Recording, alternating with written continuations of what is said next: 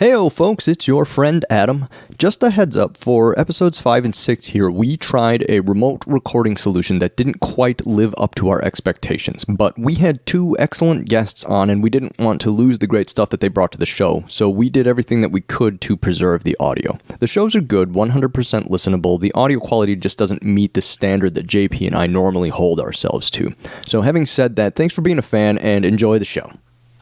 Hi, I'm JP. And I'm Adam. I've never seen Lost. I have. I'm told that it's good. I liked it. I'm told that it made sense. Sort of. But we're watching it out of order. So it definitely won't make sense. But it might still be good.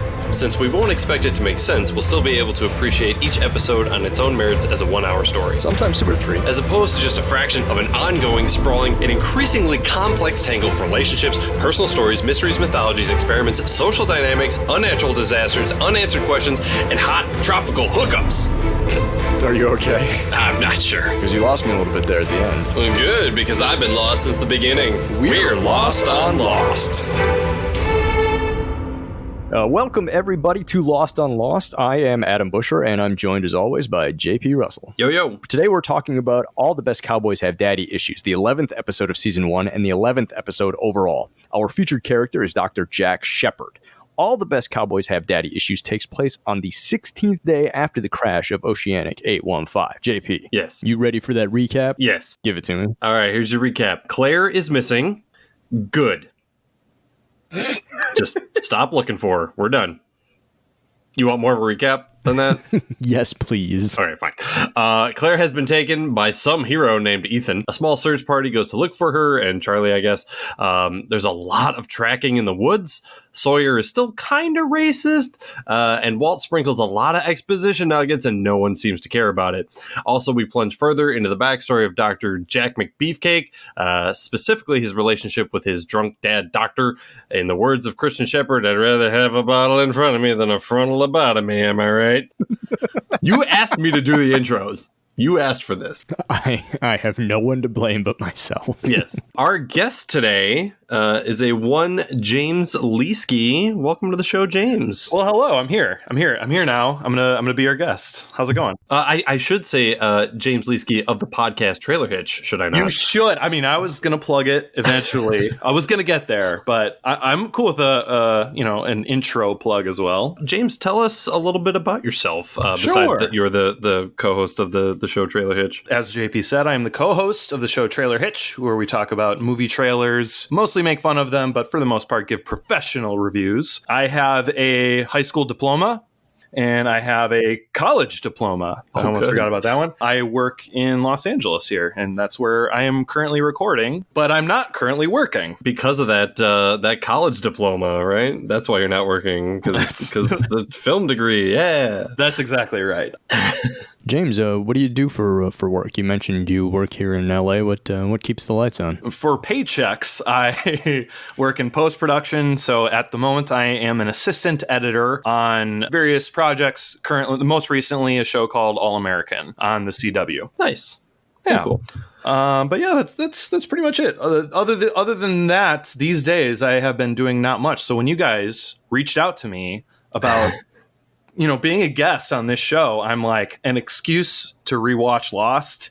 Yes, please. I have the time. Let's do it. Speaking of rewatching Lost, did you watch Lost when it originally aired? Did you follow along week to week, or did you catch up later? Or yeah, that's an excellent question. I didn't jump on when it first started. I didn't watch a whole lot of TV around that time. It wasn't until 2007 or 2008. I went over to my friend's house, Brad, and he had season 1 on DVD. And he's like, "Hey, what are you doing this day?" I'm like, nothing. Great, come over. We're gonna watch the whole season.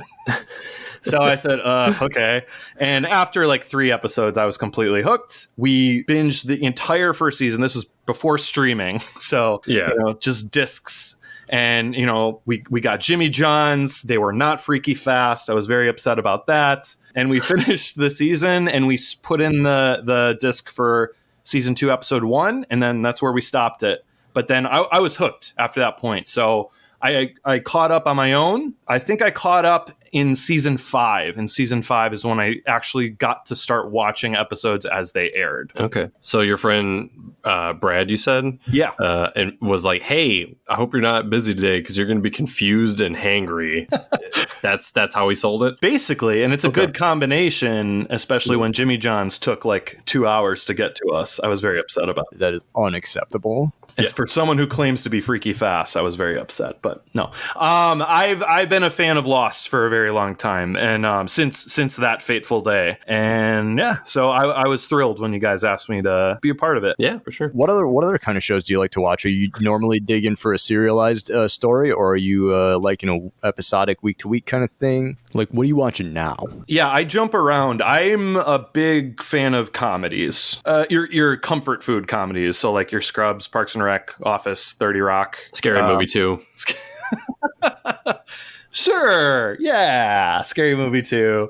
I guess in terms of television, that's kind of what I gravitate towards. But outside of comedies, I do like Lost. I do love a good out there concept show. This kind of Venn diagram with comedies, but The Good Place, like I was really into. Okay. But otherwise, like the new Watchmen show on HBO.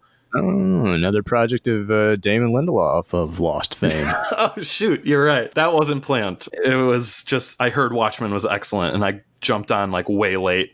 But also just like a show, it's also on HBO called Run. Just got canceled, so that sucked. But I liked that. So I like weird concept shows too. So you're watching like a lot of Rizzoli and Isles over there. Is that like another version of Law and Order? Yeah, we'll go with that. Be sure to check out our Rizzoli and Isles podcast, which will be airing never. I was going to say, unless you can come up with a very clever name for that podcast. We're watching that one out of order. It's just called Isles and Rizzoli because there was 2 episodes. Oh, God. All right, let's do it. All the Best Cowboys Have Daddy Issues originally aired on December 8th, 2004. It was written by Javier Grillo-Marxuach and directed by Stephen Williams. Javier Grillo-Marxuach was a regular writer for Lost. He went on to write a fairly large handful of other Lost episodes. I don't even think that this was the first one he wrote for Lost. It's just the first one of his we're running into. And Stephen Williams was a regular director on the show. He went on to, in the later seasons, become a co-exec producer. So this show is in the hands of two regular Lost fellas. It was weird. I follow a lot of these people on Twitter, and so just the other day I wanted to make mention of this. Javier tweeted out, I think this was 2 days ago, "Today is pretty much shaping up to be the kind of day at the end of which I am just going to smoke a bowl the size of a human head and watch the scene where Cap gets Thor's hammer over and over again until I pass out." That's pretty good. 288 likes at the time I screenshotted that tweet. So you said you're following all these. Are any of them following you back? Most of them. Yeah, okay. Oh, wait. Did you say following me? Yeah. Then no. Oh, okay. So yeah, let's talk about it. Let's talk about all the Best Cowboys Have Daddy Issues. This is a Jack episode. Yeah. So JP, so how do you feel about our second Jack episode here? Not as strongly as I felt about the first one. This one, I don't mean to put the cart before the horse here, but in our previous one where we're jumping back and forth between Jack's wedding and his terrible vows, and we're flashing forward to Claire giving birth and all the stuff that he had to deal with the leg. This one, his flashbacks there's some allegory to be drawn from it, but it's very much, I felt like it was just kind of shoehorned in, like, his dad's a real jerk. And I didn't care for this one as much as I did our previous Jack episode. All right. James, what did you think as far as when I reached out to you and told you that this was the episode you were going to be talking about with us? Did you remember watching this episode back in the day, or had the memory completely washed away? So not by name. When you told me the episode title, All the Cowboys Have Daddy Issues, I assumed it was going to be a Sawyer episode. Right. Oh, yeah. That was my initial thought based on the title, especially like the cowboy aspect of it. But realizing it was a Jack episode, I thought, like, does every main character on the show have daddy issues? Maybe. Yes. And then I thought about it and I'm like, yeah, I'm pretty sure like all of them do. I don't see how Jack is a cowboy, but whatever. I do remember watching this episode. Like I said, that fateful day, I watched all of season 1. So I remember a lot of those episodes from that very one day. And I mean, JP kind of nailed it. I think the Daddy Issues episode has some television issues, but there are still things in it that I really like, but it's not exactly like on a structure basis. Sure. And especially with this one, because I think some of the times Lost is at its best is when what's happening in the flashback is like coinciding with what's happening on the island. Mm-hmm. I think this is one of the first episodes of season 1 that it doesn't really mesh a whole lot. Yeah. In our previous Jack episode, he's like, I'm not going to let you die, which I think happens. Yeah, it has to happen after this chronologically, right? Yeah, I'm already getting my timeline screwed up, but it's like there's some life and death stuff with him being a doctor, but that's really about it. Yeah, Do No Harm aired like 9 weeks after this, so that was our first Jack-centric episode. Yeah. And with me forgetting that the concept of your guys' podcast was like a shuffle thing, I took it upon myself when you assigned me this episode to watch episodes 1 through 11 in the last couple days. So I'm pretty fresh on episodes 1 through 11. So compared to JP and I, you are much more well-informed. That can be said of most things. Yeah, I guess. So let's talk about it then. We've got some good some differing perspectives here. I have a very fractured memory of seeing this episode back in the day. I have almost no memory of what came before it. James is pretty much up to speed as to what's going on. JP is somewhere in the weeds. So this episode starts off with, Claire's missing again, and JP put it pretty well in the recap. It sucks that somebody's gone missing, but Yeah, she's just kind of the pregnant needs saving at this point in the show. It's not even to say something bad about Emily DeRavin, the actress, or Claire, the character. It's just like, how often will somebody being missing be a plot point? A lot. Yeah. Right, exactly. That'll be something that just happens a lot. And so, for a while, this show was like, oh, this show is obviously about pregnant women because that's the only thing we're seeing. Now it's going to get to the point, or will we just be like, oh, this show is just about people being kidnapped? It's a reboot of The Prisoner or something. I think Locke or somebody came up and was like, how could one man drag off 3 people, one of them pregnant? Technically, her being pregnant, he dragged off 4 people. Let's not undermine that. Yeah. Ethan. Ethan is the culprit here. Yeah. And everybody, the episode kind of begins in a frenzy. It's like, oh, Claire and Charlie are missing, and they wander off to go find them, and they find Claire's bag. They find a bunch of footprints, and then Locke turns on detective vision. He's Geralt from the Witcher games. Granted, we don't know much about Locke yet in the podcast viewing order, but apparently he's Superman. He's like, oh, look at these footprints. Oh yeah, look at these drag marks. Oh, look at these whatever. Locke's in his element here. It is becoming increasingly clear that Locke should just stay on the island. Locke should have been born on the island. Exactly. He's real good at this.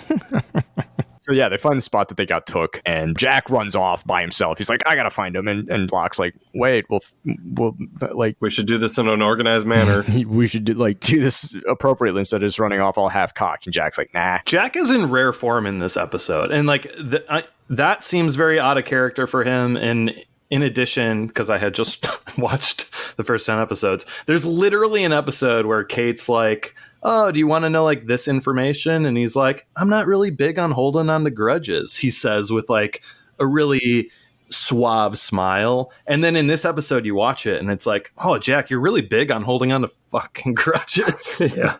It's he brings up hey, Kate, let's talk about honesty and what you did in your previous life. I'm like, where is this coming from? Yeah, he gets later on when him and Kate are out still searching for Claire and Charlie. Yeah, he starts bagging on her about honesty and shit like that. And it's like, bro, pot kettle here. Well, and they do that thing that a lot of people do and shows always do, how did you know how to kind of be a tracker? My dad was an Army Ranger. So? My dad was a truck driver. I don't know how to drive a semi. You know what I mean? It's... sure, you might pick up things here or there, but actually tactily tracking people through the jungle, I don't think he taught you how to do that while you were just in the backyard. Yeah. And so off of that, Jack gets on Kate about not being honest. Jack, we already know, is constantly full of shit. Locke's probably full of shit too. Everybody's lying, so we're never going to learn anything about these people because everybody's too goddamn cagey with their own personal bullshit. And It's going to become abundantly clear to the audience that I am pretty anti early Jack. Well, and yeah, he's getting on Kate. Meanwhile, in his flashbacks, he had the woman not be pregnant or had that information not be revealed, he was going to let his drunk dad get off. Yeah, he's going to cover it up for his dad. Yeah.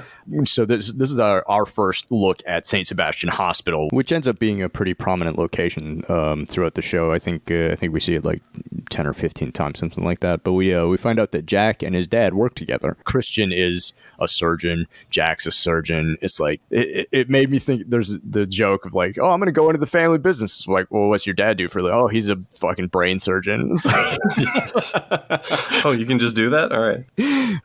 But yeah, so they get in there. Jack's trying to save this person. Christian is it's over, man. You can't do it. And once again, we see here again Jack having a hard time letting somebody die on his table.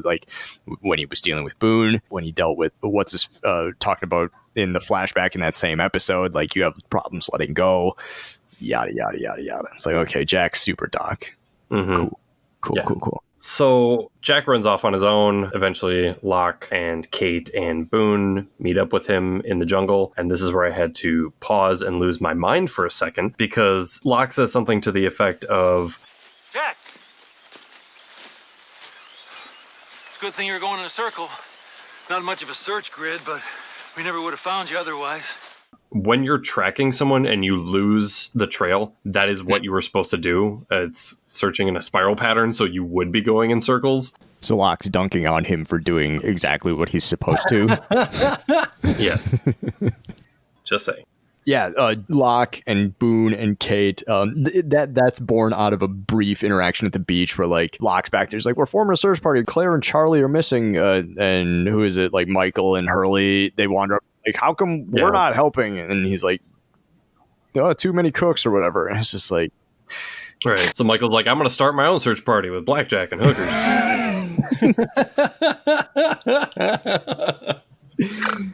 Exactly. It's it's Michael comes in all in a huff, and Locke has a good point. It's well, we're going this way. Yeah, go the other way. Just start a second search party. You can participate. You don't have to wait for instructions from me. It's right. I did appreciate. It's yeah, you want to start a search party? Go. I'm not your dad. Even though he's constantly acting like everybody's dad. Yeah. And Michael's oh no, my passive-aggressive comment didn't land. Oh shoot, I guess I better follow through with it. Well, then immediately Walt comes over and he's in the John Locke fan club calling him a warrior and how he can hunt and track stuff and kill a boar. And I'm just Walt, yeah, because I'm in the John Locke fan club too. I got the Dakota ring and everything. I'm not in the John Locke fan club, but I'm in the anti-Michael bitching all the time fan club. Yeah. I'm trying to remember if I talked briefly about this in the pilot, but this might have just been an excuse for Michael and Hurley to have lines. Yeah. Let's make sure that our main cast for this episode isn't entirely pale. Jesus. I mean, I didn't realize it at the time because my brain hadn't been programmed to, look for things like that. But Lost is real white, man. Yeah. It's super real white. Yeah. I mean, don't get me wrong, for being a super, super white show, one of the best relationship arcs of the whole show is Korean, which I fucking love. Oh, well, yeah. I mean, Sun Jin for life. This is not a Sun Jin episode, which I was a little bit bummed about, because I think that's probably one of the best aspects of the show is Sun and Jin. But yeah, this episode was pretty white. I'm just saying, in order to fix that, rather than be oh, the flight left from Los Angeles, just be oh, the flight left from Montana. There we go. The flight left from Sydney. Come on. Yeah. Good point, James. Whatever.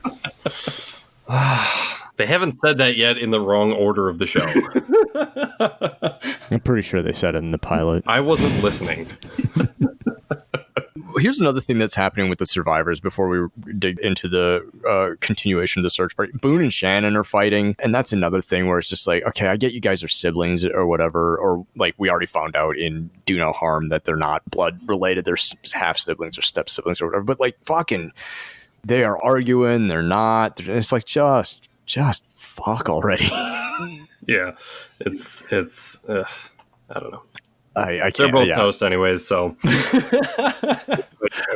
I know, we all know that eventually, Boone we already saw die I mean, Boone is the red shirt. He's the red shirt of season 1. Yeah, and he brings it up. But what's my next note here? It's just Christian drinking problem? ? Okay, so this is a thing that clearly you guys watching it out of order. This was set up just like a couple episodes previously. Oh, okay. That Christian had a drinking problem. Well, and beyond that, like we already know that Jack likely has a drinking problem. One of his coping strategies in the pilot is vodka, which is not a healthy coping strategy for It's not? anyone who needs to hear that. Oh, well, there I go, starting back off at step 1. God damn it. So, alcoholism is genetic. So, like, if Christian has a drinking problem, Jack having a drinking problem, like that all tracks.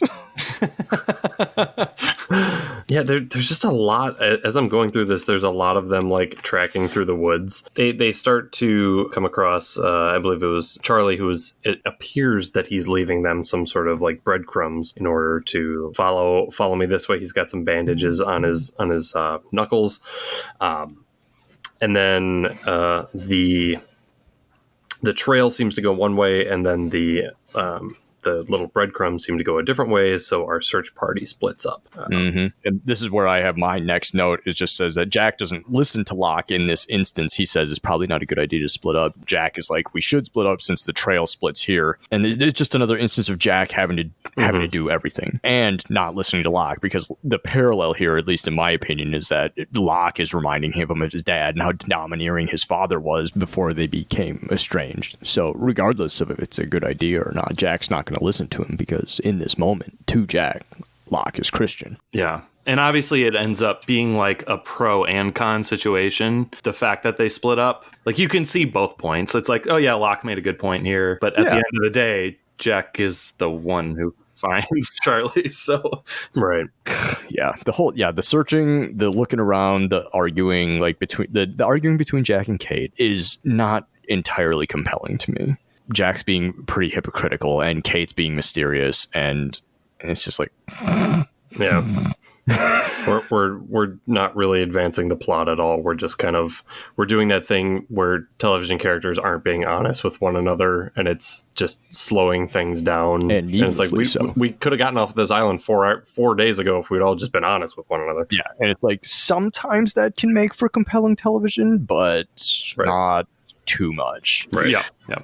So, and especially not in this case. The other half of the search party, Locke and Boone, they just kind of like chatter about some like, they like get to know each other a little bit more. Like, oh, what do you do? Oh, I run a wedding company. Oh, what'd you do? I worked at a box factory. And like, excuse me, he was the regional collection supervisor for a box company, aka in witness protection. John Locke, right here in this, of the 4 people in the search party, the only person being 100% honest, and it doesn't even make me feel any better about it. Like, okay, he's telling the truth about everything as far as we know, and it's just like, okay, cool. It's just they've just chosen such a strange time to start opening up and getting to know one another. I mean, like, a pregnant woman is missing, right? and John and Boone are just like, yeah, I'm a CFO of my mom's wedding company or whatever. It's like, cool, bro. Yeah, you like football? Like, since I'm being everyone's dad, what do you think about the Colts? Both Jack and Locke, after they separate, we get from them that they both personally feel guilty for Claire getting snatched for different reasons. But that's why they're both so gung-ho about, being on that. And so, like, there's a bit of personal character honesty there, which is refreshing. And then from us, I guess, just not caring that Claire was gone, we still don't know who took Claire. I mean, we know that there's this guy named Ethan, but like, who is Ethan? What's Ethan's deal?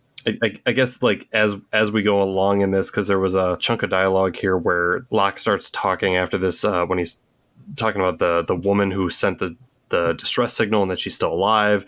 He references the others, says that's something about her team getting sick, heard something in the jungle. It's all these are all Saeed saying all this. Oh, really? Yeah. It's Saeed. Oh, I'm sorry. Because I have the same note here that Saeed was missing and has returned to the beach. He was somewhere. And he starts doing this information dump that you were just talking about. Yeah, sorry. That's what happened next after the scene with Locke. My bad. So yeah, Saeed's talking about the woman that was on the distress signal, how she's still alive. He references the others, mentions her team getting sick, like all these things that are obviously like more of the overarching mystery. But we don't really address anything about them. We're just stating that they exist in this episode. So it's just kind of like, nah. Attached to Saeed's return to the camp from God knows where, Sawyer is not happy to see that he's back. No. And I don't know why. I mean, James probably knows why. I mean, I know why. They probably talked about it like 3 episodes prior to this. Right, because from our perspective, everyone's like, all right, Claire's missing, Charlie's missing, all these people are missing, we gotta go get a search party, all right, let's go. And then Sawyer comes strolling in talking to Walt like, so what's going on? I've just been kicking it on the beach. and this is the moment where Walt figures it out. He's like, oh yeah, Ethan's whatever, blah blah blah, and he's like, well, maybe he just lied about his name. And that's when like we as the audience are like, oh god, yeah, you know. I mean, we kind of probably figured it out already prior to this, but like Walt's the one who figures it out at the beach. Right. Yep. Like Ethan's not a survivor. He's lied about who he is. Yeah. Yeah. Ethan. What a guy. Played ably by Tom Cruise's cousin, William Mathaper. Oh my God. No Really? way. I don't see a resemblance, but all right. Yeah. Tom Cruise's birth name is Mathaper or something like that. So they legally have the same last name. Not that matters at all. As far as resemblance, I always kind of thought that this dude looked like Nathan Fillion. Yeah, I could see that. Yes, sure. I could see that. Who is also in the show at some point. Yep. Nathan Fillion's in the show? Yeah, he's a guest star in some K nonsense, so it'll be more flyover episode. Yeah. That brings up another thing. We talked in previous episode about how Jack is good at everything, and as soon as he meets Ethan, he's good at getting punched in the face. It's so annoying that he's good at absolutely everything. Jack and Claire get caught up in some rain. Jack takes a little tumble down a muddy hill. And at the bottom, Ethan greets him with a nice right hook and says to stop following him or he's going to kill somebody. And they have a bit of a tussle and Ethan just knocks the dust off of him. Which makes it's like, oh, well, how could you think back to Locke's question? How could so-and-so drag off too? It's like, well, obviously he's the Hulk. Like he's super strong. He beats the piss out of Jack here. Just no problem. Slapping him around a bit. Making him feel and look silly. Yes. Where do we go from there? Do we want to jump back to the flashback? Why don't we just finish talking about how the search and everything resolves, and then we'll touch on what remains of the flashback stuff. Okay. Yeah, sounds good. So from there, Jack wakes up again, and then he and Claire continue against the wishes of Ethan to search for Claire and Charlie and everyone else. They just keep following the tape breadcrumb things that Charlie's been leaving behind, and before too long, we get a payoff on Ethan's threat. They stumble upon Charlie hanging from a mangrove tree by a vine. Yeah, that was not expecting that. That is a dead Charlie. Like, I forgot how much they convince you, like, oh no, what you're looking at, that's a corpse. He probably was hanging here for like an hour. He's not wiggling at all. He's completely purple. When they go to cut him down, I'm like, oh, that's nice. You're going to take him back to the beach and bury him. Because there's no way he's still alive. There's no way he can be saved, even by the good doctor. Well, I don't know about that, because Jack, probably still mad about getting his shit rocked by Ethan, just starts beating on unconscious Charlie, trying to beat him to life. Which I was wondering, is this the beginning of like the J.J. Abrams trope of having characters just like punch people back to life? Because that pops up in a lot of J.J. Abrams stuff. I'll punch the death right out of you, Charlie. Yeah, he goes to town on it, so to the point where Kate's like, okay, that's enough. Like, and it parallels again with the operating room scene from earlier in the episode, and Christian's like, call it, and Jack's like, you call it. Yeah. There's practically an act break in between the punching. Well, and they do a really good job with the music swelling, and like you're like, oh no, this is the end of this character. Like, yeah, that's that, and then just. I was 100% sure, like, even though partitioned in my brain, I know that Charlie survives. Like that in the moment, I'm sitting there watching, like, oh, Charlie's dead. Yeah. He's so dead. He's so dead in this. Like, does it make his like saving moment surprising? You bet. But it makes Jack's like life-saving punch man moment way more unbelievable. Because he goes into it like the drunk guy that's already been kicked out of the bar twice. Like, I'm gonna get back in. But he pulls it off. This is another instance of Jack being likely concussed. I should start doing that. I should start keeping track of how many concussions Jack gets on the island. Oh my God, that is definitely a thing you should do, please. If we're doing that, we also need to keep track of other injuries, because when Charlie's sitting around the fire later, he's like, so he asked something about like, does it still hurt or something? It's like you 100% cracked his sternum. Like there's no ifs, ands, or buts about it. Like also, there's probably neck fractures too from just hanging by his yeah, he's got this big, ugly purple bruise around his neck. Like, Jack, you actually probably should have let Charlie die. He's going to have severe lingering effects from your quote-unquote rescue of him. He hasn't said anything. Are you sure he's not brain dead? Like, he was without oxygen for a while. Any time between 3 minutes and 2 hours, he was without oxygen. Question mark amount. And then the saddest part comes too. Like after we realize that Charlie's going to live, this was such a sad moment for me when he's sitting there and he finally talks. He's like, oh, he hasn't talked since they came back. He finally what does he say? He's like, that's all they wanted. All they wanted was Clan. and he's so depressed that they didn't want to kidnap him too. Why do they want Claire? She's so worthless. Oh, am I projecting? Okay. There's still a little bit of Saeed and Sawyer drama. Like they come face to face, and Saeed says something. Like we get the idea that Saeed had done something to Sawyer and left the camp in shame, and had returned for a question mark. But he talks about the French woman and that she's likely the source of the distress call that we heard in the pilot. Yes. Mm-hmm. And that's pretty much it for Saeed. Yeah, that's one of those, trying to, just from like a mystery standpoint, they did a really good job of making that not only a depressing moment, but it's also kind of creepy moment in the pilot where it's like, oh God, this thing's just been going on repeat. Like, oh, that's sort of chilling. Like 18 years. And now it's like, she's still alive. It's like, oh, that's almost worse. Yeah, definitely worse. And when you guys meet her too, because I imagine in your watch you haven't met her yet. No. Which we have in the show, or in the chronological order. But when you meet her, it's clear, JP, you're on the nose there. She is having a rough go of things. Sure. To say the least. All right, so let's finish talking about the flashback stuff back in the hospital. Which I did like that. Not that it felt cohesive with what was happening on the island, but I did like this as like a mini, like a short film, just on its own standalone merits. I liked this story that was happening there. Yeah, like if you take just the flashback scenes of this episode and cut them out and watch it as its own little story minus the island stuff. Yeah.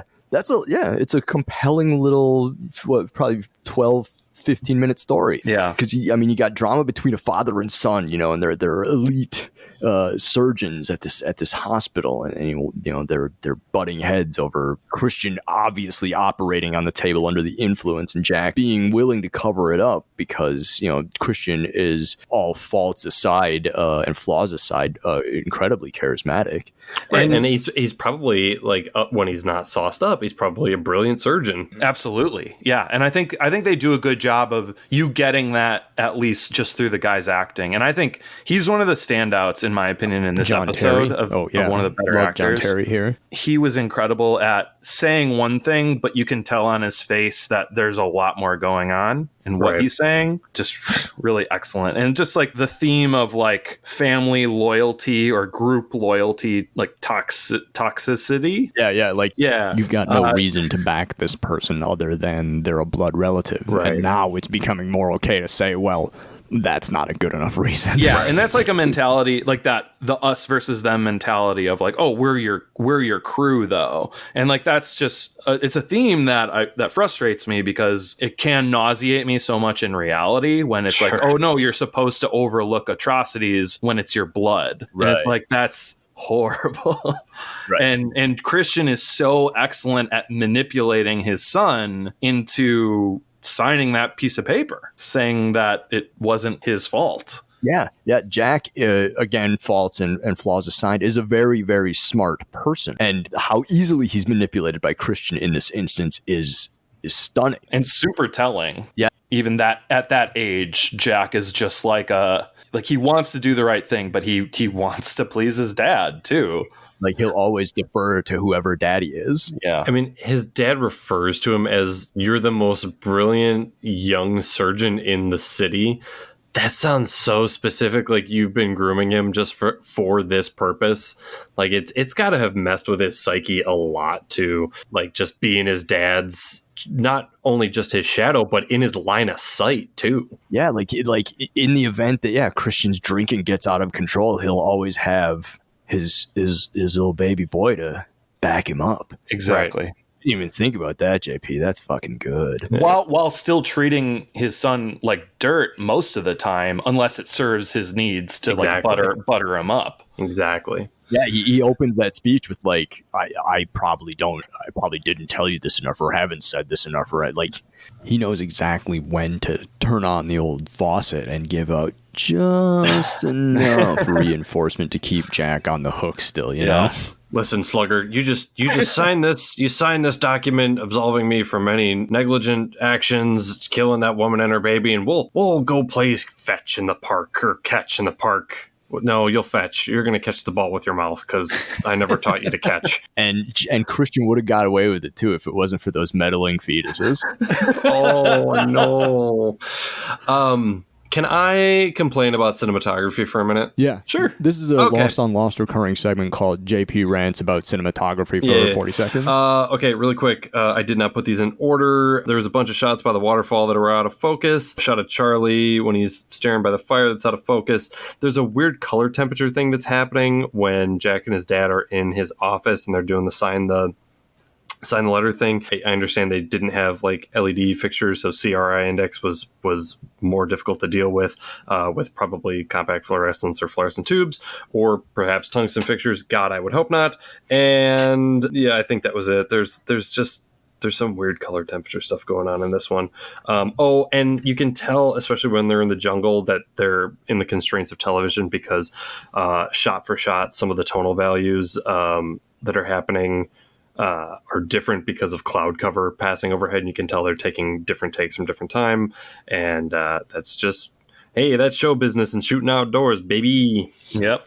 I do remember Kate being blurry at one of the waterfall scenes, like very specific, vividly. I remember it being very out of focus. There's something, I don't know if it's the same crew on all these, but there's definitely like, I don't know if they don't have a lot of time to rehearse or if actors aren't hitting their marks exactly, but I can tell that one of their assistant cameras is not confident in his focus a lot, or maybe, I don't know if they had monitors with focus peaking or something like that, whatever camera platform they were shooting on, but the assistant camera is doing a lot of rolling the focus to double check where they are, and it just kind of speaks to, okay, we probably didn't have a lot of time to either retake this or to rehearse it. Mm-hmm. And that's certainly not the first time that either you, JP, or James, you mentioning that problem. And at least both times that I'm recalling us talking about it, it's been outdoor stuff. It's been jungle stuff. So it's like, oh, that's a good point. Yeah. And don't get me wrong, I buzz focus a lot, but I'm also not shooting for television. I'm sure it's not the easiest job. They shot in Hawaii, but I mean, they had to shoot other stuff, like all the flashback stuff, not in Hawaii, right? That's actually not true. They shot 98% of the show in Hawaii. In the Kate episode we just watched, I remember when she stopped by the Army recruiting office, which is supposedly somewhere in the American South. Okay, sure. And you look at the window, and I'm pretty sure you see like 4 palm trees. It's obviously a storefront in Honolulu somewhere. Oh my god. No, I don't think they did a ton. Like even like the LA stuff was shot in Hawaii for the most part. Damn, man, yeah. I would feel like it would be the same crew then. Like that was the out I was gonna give them. It's like, oh yeah, if there's a Hawaii crew and an LA crew, Sure. maybe. I worked on a movie in Hawaii, and you have people that either fly in from the continental part of the country from either LA or New York or Georgia or wherever, and then there is a decent pool of local Hawaii hires that work on the shows and movies out there. But like any show, regardless of where you shoot it, not you can't always keep the same people. Sometimes people got to move on to another gig, and like, you know, especially with like assistant camera, like you'll keep your DP for the majority of a season likely, but they'll go through 12 different assistant cameras probably. Probably, yeah. Do we want to move on to MVPs? I have one last note. Oh, sure. That doesn't really have anything to do with anything. Just that Hurley lost $20,000 to Walt playing backgammon. That was such a fun little scene. I have that written as funniest bits from the episode, and it's exactly that. And it's so rarely do you get a joke that it's funny on the surface because just of Hurley's delivery, but then knowing what you know later, if you go back and watch that, it's funny for completely different reasons. Yeah, as he's telling you, I'm good for it. Oh, what does Walt say about Michael and his dad? I was writing something else and I didn't quite catch that. Doesn't he say something that like Michael's not really his dad? Yes, sorry. Okay, so that's set up a lot already in the first 10 episodes. Well, I don't know that. I know. Do you want me to say it or keep you in the dark about it? Keep me in the dark. You got it. Don't worry about it. Don't worry about it. That's the charm of this show, that we're idiots. Walt mentions that, he says something about a dude named Brian, and so either Michael or Brian is his, I don't remember, one of them is the stepfather, one of them is the real father, and he lived in Sydney, and he's going back with Michael because I think he says it, that his mom died. His mom died, yeah. They say that in this episode. So like we find out that, that's part of the reason why Walt and Michael are traveling together. There is one last thing we got to say before we move into the end of the episode segments. Boone and Locke at the end of their search party, they like Locke admits, he's like, oh, I lost interest in finding Charlie and Claire hours ago, and I'm not even doing that anymore. I'm just out here hunting for Pokemon. Pretty much. He's like, Boone's like, what's happening? He's like, oh yeah, we're not gonna find them. And then they stumble across a big metal thing under the ground. Boone's like, is this part of the plane? And Locke's like, that's what we're gonna find out. And they're gonna dig it up, whatever it is. That's right. Yeah. Can I complain about water tables for a second? Yes. This will be the first iteration of the recurring Lost on Lost segment. JP complains about water tables. This will actually be the second because I talked about it in the last episode.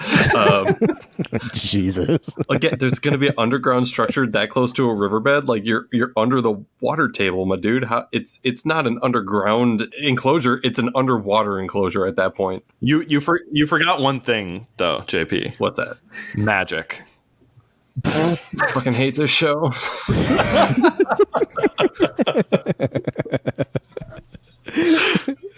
Oh my god.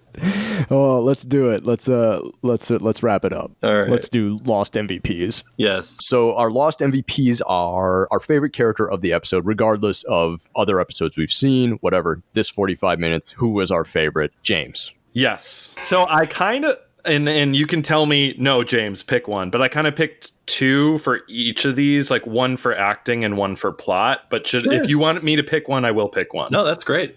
So for acting, I picked Christian Shepherd, so Jack's dad, because I just thought he was incredible. And it's just the scene with him and signing the paper, like he knows he's on the ropes, like Jack is literally going to end his career, but he still has all this like confidence in manipulating his son. It's excellently done. Yeah, no doubt. John Terry is a great actor. He's had a super long career, had small roles in a ton of different films. Like the one that always sticks out to me is Full Metal Jacket. He's got like one scene, but he kills it. He's the best part of that. He was in Zodiac. Like he was in. He did a bunch of. Oh yeah, stuff. I forgot he was in Zodiac. I totally forgot about Zodiac. Yeah, I mean, I'll always know him from Lost first and foremost, but that's just my own personal watching habits. But all right, so if we're talking plot though, MVP character, it's got to be John Locke in this episode. Yeah. I mean, his infinite patience with a Jack that is like running around with a chicken with a panic attack. The attitude of a petulant toddler. It's ridiculous. His infinite patience with it has to be rewarded. And his constantly ignored rational advice, again, mostly by Jack, like it's incredible. And I think he shows an excellent amount of resourcefulness when it comes to tracking, however magical that those talents tend to be, but also leading the party, even though it got split eventually. He's the reason they end up finding Ethan and Charlie. It's all him. Sure. Yeah. And he keeps people level-headed too. Or he tries to. Jack goes about his own way though. I'll allow it in this instance, since you're the guest. Busher, who was your MVP? It's my man Walt for hustling at backgammon. Yeah, and for being the one who figures out for the survivors that like how Ethan like put together the plot, like how he's not a survivor. He was so Walt for that childlike imagination and ingenuity that allows a different perspective than the adults. Yeah. JP, who's your lost MVP? Claire, because she's gone. Fucking hate Claire. It's going to get to the end of season 1 of the podcast where JP and I are going to utterly despise basically every main character except for JP will always love John Locke. My sweet baby boy. And I will always love Sun and Jin. No, JP, I promise you will always love Sun and Jin. Oh, no, I like them a lot. I'm not saying you love them more than John Locke, but John Locke's my special boy. They never get irritating. Their story is fascinating. It's so good. Well, and from an acting perspective, they're just so on point. Top notch. Yeah. Even the low points of their storyline, it's like the two of them have one of the best relationships and one of the best like through lines of the whole show. Yes. Start to finish. I love them. I will always love them. Right. Let's move on to Lost Forever. Yes. All right. Lost Forever. Should I go first? Yeah. All right. Acting wise, it's got to be the mouth breather Ethan for sure. I don't know. Maybe it's a direction thing, but his just whole like lumbering, looming villain aspect. It's just, it was a bit much. I mean, I don't know. I could have gotten a little bit more, like when he's beating the shit out of Jack, maybe a little bit of remorse there, just to show that he's not just like this mustache twirling villain. But that's all he comes across as to me. Painted very broadly with the evil brush. Yeah, exactly. I kidnapped Claire, now I'm going to tie her to the railroad tracks. Yeah. So, and then plot wise, the worst, my Lost Forever, it's Michael. And is it ever anyone other than Michael or Claire? I doubt it. Oh, so why was Michael the hole for you? I mean, his whole... I on an acting standpoint, like his frustration with Locke about the search party thing and then like him going south, like, oh, okay. I mean, you're kind of throwing a little temper tantrum for no reason. So that was frustrating. But then also like plot wise of the episode, that goes nowhere. There's nothing, like he comes back from his search party and his son is like, hey, they found Charlie. And Michael's like, oh, okay. No one asked Michael, like, how did your search go? He was just like, don't ask me about my search, please, because it was just a sidetrack. Found a bottle cap. Yeah. It's just, it was a non-starter thing for the episode. So yeah. I think Michael on just A, being annoying, and B, just his plot was nothing. It was unnecessary in this. Yeah, totally fair. Busher, Lost Forever. One of my other favorite punching bags, Kate Austin. Despite the fact that Jack was out of his mind when he was beating Charlie to life, if he had listened to Kate and her advice, we would have lost Charlie. Yeah. You're right. You're so right. Yeah. So, back in the corner, Kate Austin, you're not doing yourself any favors. Where's her moment of reflection to be like, oh, shit, like I should have listened to Jack? Non-existent. Yeah. JP, lost forever. The maintenance person at St. Sebastian's Hospital, because they never replaced any of the light bulbs in the operating room. That was the darkest operating room that has ever existed. It had one overhead light that is just, that's where the negligence suit is going to come in. The whole hospital is going down. It's just, you're not doing your job. It's irresponsible. Burning questions. Did either of you guys have a burning question? A question that was raised in this episode that did not get answered by it, and you hope that it does get answered in the future? I mean, I want to know about the woman with the distress recording. Just desperately want to know more about that. Okay. James, what do you think? For sure. Yeah, that's an excellent one. Being a fan of the show, like, what is that piece of metal in the ground? Yeah. That's clearly the episode. It builds to that moment, that being the big cliffhanger, the big act out. So you know it's important. But also we're still reminded that we don't know, like, what this, like, big mysterious thing Kate did before the plane crash. And it's like there's constantly this reminder of, like, Kate did something and we don't know. Oh yeah, James, you wonder what Kate did? You know, you've been so smug with your 10 episodes worth of knowledge. JP and I already know what Kate did. I'm just realizing that I wrote some of these notes and I'm like, I forgot about the randomness of this. Yes, joke's on you. We watched Kate's episode and we know what a hatch is. So that's one of the things about Lost that I'm actually, it's a gap in my memory. What did Kate do? Well, you're just gonna have to. I'm gonna have to listen to your guys' episode. Yeah, you'll have to listen to the episode that will have aired 2 weeks ago. I'm on it. Oh my god. Perfect. We talked about this a little bit at the beginning, but let's take a moment to revisit whether or not we liked this episode. JP, did you like this episode? You know what? I like the friends we made along the way, but not really. That's fair. James, what about you? Did you like this episode? It's a yes and no, because especially because of the flashback stuff. I really like the flashback stuff. And I like the setup for the hatch, because the hatch is something that I very much have nostalgia feelings for in terms of watching Lost back in the day. Mm-hmm. Yeah. This is the first episode with the hatch, and you're just like, the second Boone dropped that flashlight, I was like, oh shit, the hatch! I forgot about the hatch. So yes and no. I mean, as an episode structure, I mean, it's mostly a boring episode of people wandering through the forest. Yeah. Let's get a plug from you, James. Let's talk about your show. Yeah, I co-host a podcast called Trailer Hitch. You guys, we get movie trailers here and there. Less so these days, but what we do on Trailer Hitch is we talk about those movie trailers. We joke about them. We talk about their merits. And then at the end, we rate them on a scale of need to see more, or never need to see. We try to keep it pretty basic. And if Kevin Heyer is my co-host, and if we agree on, hey, man, that trailer knocked it out of the park, it's a need to see it, we go see that movie, and then we report back to you guys and talk about the movie and how it related to the trailer. But yeah, it's really just an excuse to talk movies, and to talk movies in a way that everyone has access to them, which is just watching movie trailers on YouTube. It's free. Everyone can watch them.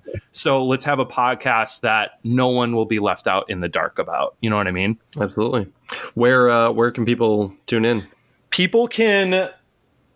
Oh, hang on one second. I have my little business card here that has stuff on it. He's got business cards. JP, make a note that we got to get business cards. Stenographer, write that down. You can find Trailer Hitch on Apple Podcasts. You can find us on YouTube. We have YouTube videos that I just upload there on Trailer Hitch Podcast there. And you can contact us any way you want on Instagram with @Trailer Hitch Podcast, at Twitter with @Trailer Hitch Pod, on Facebook with Trailer Hitch Kevin James. Don't ask. It's not the actor. It's the co-hosts, Kevin and James. And then on Google, you can email us at trailerhitchmailbox@gmail.com. Were too many people's like grandpas trying to hit you up for actual trailer hitches on Facebook? Is that you have no idea? We get at least once every few months, we get legitimate questions asking about trailer hitches or truck compartments or components, and I'm just like, Kevin, you deal with this. Hey, what do you think about this sway bar? Is that looking? Is this still good? Should I pay $500? I always want Kevin to respond to those with just like one of our least favorite movie trailers, like a link to it. But he usually ends up being very nice to them. Here's the trailer to Hard Target. Go fuck yourself. But yeah, thank you for letting me plug that. We're also on Stitcher. Too. Nice. I was about to say, you were going to forget the one podcatcher that I actually listen to your show on, which is Stitcher. I caught it though at the end there. Sorry, Adam, I made these business cards that I'm reading off of before we were on Stitcher, so I remembered it eventually. But yeah, folks, Trailer Hitch is a very funny, very entertaining podcast. Kevin and James do a great show over there, so definitely check them out. What day do you drop new episodes? We drop episodes every other Monday, so it's twice a month. Awesome. Perfect. Very good. Absolutely check them out. We are going to have Kevin on as a guest for our next episode. But in the meantime, James, thank you so much for being on the show. It's been great to have you. Are you kidding? Like, thank you for inviting me. Of course. I love Lost in general.